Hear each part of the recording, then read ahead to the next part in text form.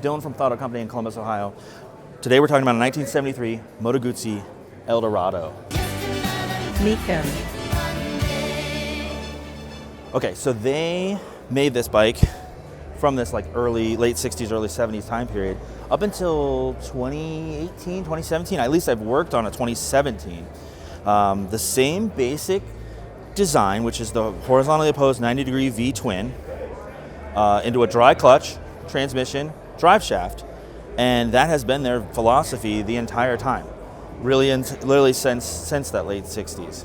And it evolved into like what Americans definitely think of as a cruiser. But this is definitely an early version of that. You have a heel-toe shifter. You have the opposite shifting that we talked about over there. That's left side shift. And then you have the modern version of that now. So we have right side brake, left side shift. Heel-toe shifter, so like I said, that, and floorboards. That to me immediately says highway, interstate, higher speed, cruising bike. The handlebars come back a bit, and that's definitely what this bike eventually evolved into. It was a 1400 by the end of its life. So just giant, massive cylinders. This is an 850. Big, and certainly big for the time period, but by modern standards, we sell bikes, the V7's an 850, the V85, and people will question, can it even go on the highway? So it's funny to see how times have changed.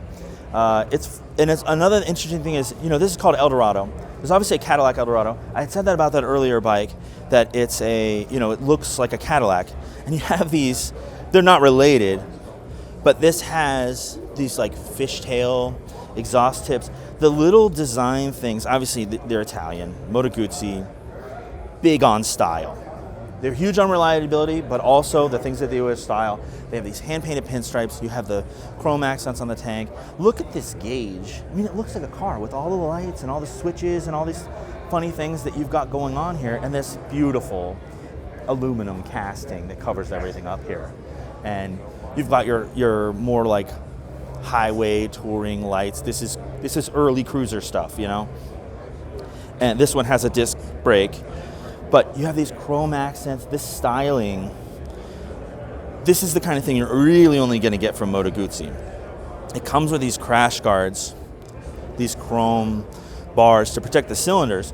I think especially if you're trying to convert someone to the world of Moto Guzzi, the first thing they think of is, man, these cylinders just stick out here. My legs are going to be in the way, or if it falls over, that cylinder's just going to get bashed off completely. So this is going to be your peace of mind.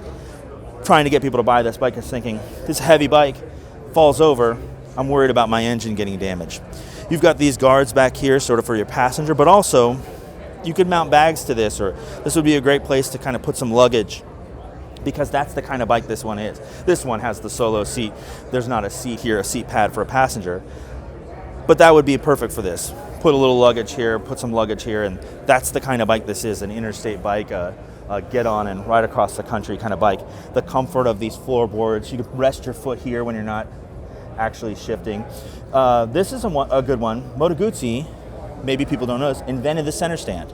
So they were the first to put a center stand on a motorcycle. We have that on this. This is the kind of bike you might not see that, especially a modern bike. You wouldn't see a center stand, but it's nice to get that on a cruiser, and a side stand as well. Very cool. Anybody else? Mecum.